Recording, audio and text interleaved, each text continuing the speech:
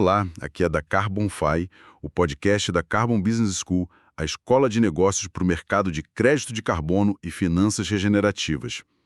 Hoje, a gente vai mergulhar numa história que, assim, à primeira vista parece bem longe da nossa realidade. Uma gigante da tecnologia japonesa, o SoftBank, está fazendo uma jogada financeira monumental. Mas a nossa missão aqui é justamente ligar os pontos e entender como uma emissão de títulos lá em Tóquio pode criar ondas que chegam direto aqui, no ecossistema de inovação e tecnologia climática do Brasil. Exatamente. A gente está falando de um evento que funciona como um termômetro para o apetite de risco global.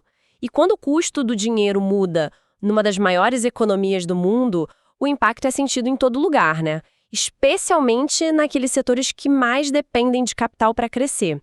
É o caso das finanças regenerativas e das startups de tecnologia limpa, as famosas cleantechs. A nossa análise se baseia num artigo que se chama SoftBank, Yield Record e o alerta do Carry Trade. Vamos desvendar o que essa manobra significa, por que está acontecendo agora e como isso pode até redesenhar um mapa de investimentos para projetos verdes no Brasil e no mundo. Ok, vamos começar pelo básico, então. O SoftBank está no mercado buscando levantar 500 bilhões de ienes. Isso dá mais ou menos uns 3,3 bilhões de dólares. É muito dinheiro. Mas o que realmente chama a atenção e que a nossa fonte destaca é o rendimento que eles estão oferecendo. É o maior retorno em ienes que o mercado vê desde 2010. E isso é algo mais que um detalhe técnico. É, na verdade, uma declaração.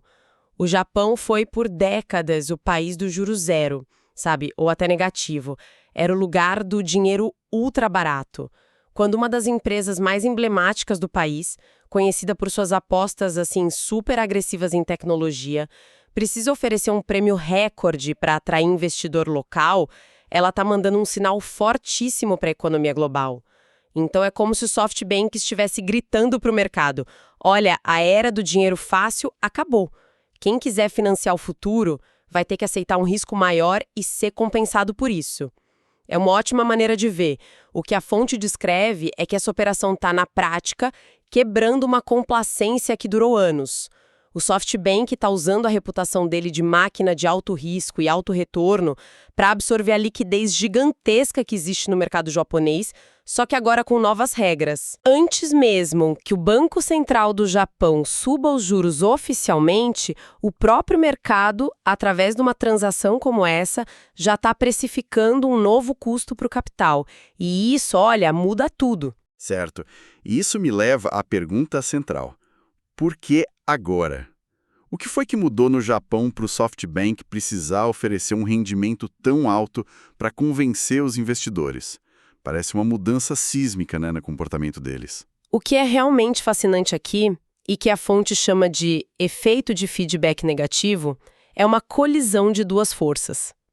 De um lado, você tem a política de juros ultra baixos do Banco do Japão, que por anos incentivou a poupança, mas, assim, oferecia retornos mínimos. Do outro, agora existe uma inflação persistente. Pode não ser a inflação que a gente vê em outros lugares, mas para o consumidor japonês, ela é real e está corroendo o poder de compra. O resultado é que o poupador japonês, que é historicamente um dos mais conservadores do mundo, está finalmente dizendo chega. Ele está exigindo retornos mais altos para compensar o custo de vida. Então esse rendimento recorde é o preço que o mercado está cobrando pelas apostas futuristas do SoftBank em inteligência artificial. É tipo os investidores dizendo: a gente até topa financiar a sua visão, mas a nossa paciência com o retorno zero acabou. Exatamente. O SoftBank conhece o investidor japonês como ninguém. Eles sabem que existe uma montanha de dinheiro parado em contas bancárias, rendendo quase nada. O sucesso dessa captação mostra que esse capital está finalmente disposto a sair da zona de conforto. O que a gente está vendo é a poupança de décadas de uma das nações mais conservadoras do mundo sendo usada para financiar a aposta mais arriscada da tecnologia atual, a IA generativa. É uma transferência de risco em escala nacional, sabe? E o SoftBank é o canal para isso. Entendo o ponto sobre o otimismo com a IA, mas 500 bilhões de ienes é um sucesso estrondoso. Se os investidores estivessem tão desconfiados assim, a emissão não teria sido tão procurada, né? Talvez o otimismo com a tecnologia seja bem maior do que o medo da dívida. Essa é uma observação perfeita e mostra a dualidade da situação. A fonte aponta que, ao mesmo tempo que é um voto de confiança na visão de futuro do SoftBank, esse rendimento alto também é um voto de desconfiança no presente financeiro dele. A gente não pode esquecer que investidor tem memória. O balanço do SoftBank carrega uma dívida colossal e um histórico de write-downs bem significativos. Write-downs, só para deixar claro para todo mundo, é quando a empresa é forçada a admitir no balanço que o investimento que ela fez vale muito menos do que ela pagou, certo? O caso da WeWork é o exemplo mais emblemático, né? O SoftBank injetou bilhões, avaliando a empresa em quase 50 bilhões de dólares. No fim, o IPO foi um desastre e o valor despencou. Esse tipo de memória recente faz o investidor japonês pensar duas vezes. E aí ele exige um prêmio de risco muito maior hoje para embarcar na próxima grande aposta. Então esse rendimento elevado serve tanto para compensar o risco da inflação, quanto o risco específico da própria gestão do SoftBank. É uma faca de dois gumes, então. A empresa garante o combustível para investir pesado em IA, que é a grande aposta deles, mas essa mesma operação aumenta a dívida total, o que a torna ainda mais vulnerável se o setor de tecnologia passar por uma correção. Perfeito.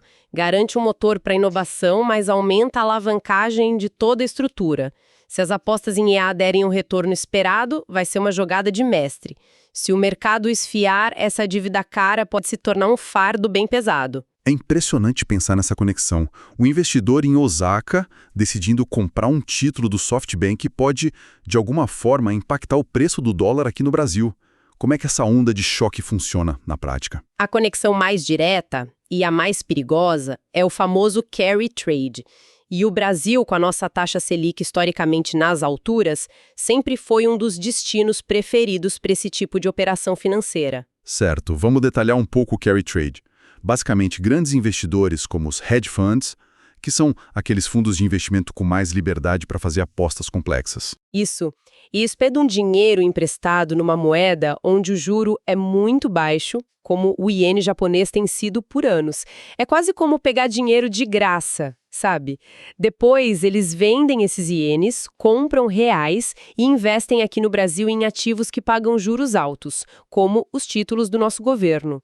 O lucro deles vem dessa diferença gigantesca entre o custo quase zero do dinheiro no Japão e o alto retorno que eles recebem aqui. E o que a emissão do SoftBank nos mostra é que o custo de pegar dinheiro emprestado em ienes está subindo. O almoço grátis está ficando mais caro. Exatamente. É um sinal precursor. E aqui vem o grande risco. Se o Banco do Japão seguir essa tendência do mercado e começar a normalizar a própria taxa de juros, o carry trade global pode ser forçado a se desfazer, e de forma muito rápida. Os investidores teriam que vender seus ativos brasileiros às pressas para recomprar ienes e pagar os empréstimos, que ficaram mais caros. A fonte alerta que isso poderia causar uma fuga de dólares, pressionando o real e derrubando o Ibovespa. É um risco sistêmico que muitas vezes não está no nosso radar. Ok, o risco do carry trade é claro e parece bem assustador. Mas é só desastre? Com tanto dinheiro sendo levantado, não existe uma chance desse capital encontrar um caminho mais produtivo para o Brasil, em vez de só especulação financeira? Especialmente pensando no nosso setor de tecnologia e sustentabilidade? Essa é a questão fundamental para o nosso público. E sim, a análise é equilibrada e aponta para outras implicações. A primeira é justamente sobre o capital de risco, o Venture Capital. O SoftBank tem o maior fundo de VC do mundo e uma presença forte na América Latina. Se parte desses 3,3 bilhões de dólares for usada para investimentos diretos ou aquisições no Brasil, isso injetaria uma liquidez muito bem-vinda no nosso ecossistema. E isso poderia beneficiar diretamente as startups brasileiras, incluindo as cleantechs, que estão desenvolvendo soluções para descarbonização, bioeconomia, energia limpa. Sem dúvida. Seria um fluxo de capital de longo prazo, focado em inovação, e não aquele capital volátil do carry trade. Para uma startup de tecnologia climática que precisa de 5 ou 10 anos para desenvolver e escalar sua solução, esse tipo de investimento é vital. Um aporte do SoftBank pode validar o modelo de negócio e atrair outros investidores, criando um efeito cascata positivo. A grande questão é, com a febre da IA, será que o SoftBank vai olhar para outros setores como o de tecnologia verde com o mesmo apetite? É uma pergunta de $1 bilhão, literalmente. E a fonte menciona uma segunda implicação, uma espécie de lição de disciplina. O que seria isso? É um alerta.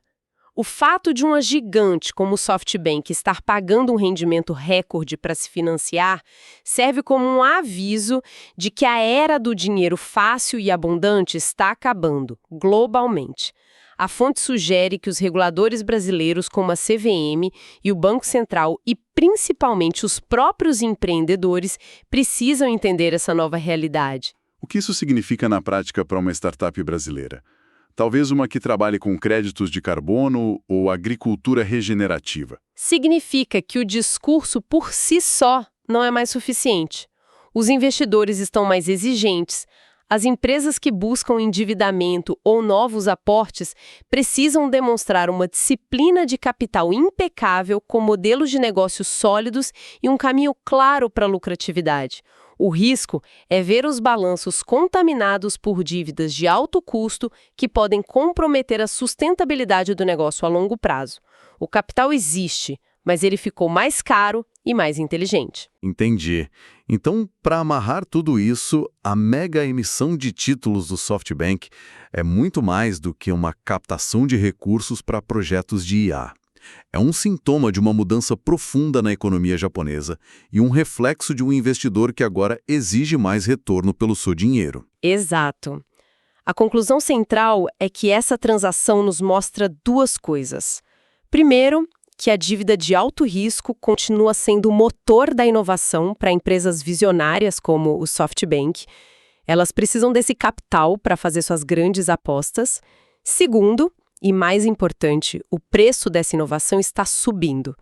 Esse rendimento recorde não só precifica o risco das apostas do SoftBank, mas também sinaliza o fim de uma era de dinheiro barato. E as implicações vão muito além do Japão, chegando diretamente a mercados como o Brasil. Afetam desde a estabilidade da nossa moeda até, potencialmente, o financiamento da próxima geração de empresas de tecnologia climática. Precisamente, para o ecossistema de finanças regenerativas, a mensagem é clara.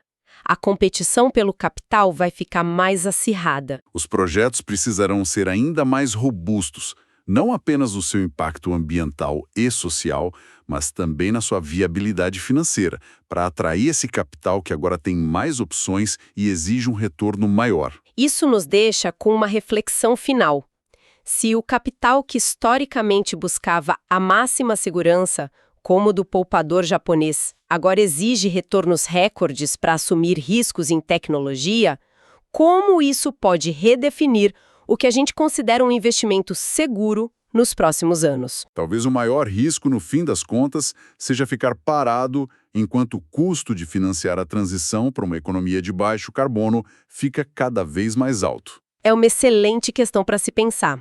A fronteira entre risco e segurança está, sem dúvida, sendo redesenhada diante dos nossos olhos. E para mais conteúdo sobre o mercado de crédito de carbono e finanças regenerativas e como as grandes tendências globais impactam esse setor, siga a CarbonFi para se manter sempre atualizado.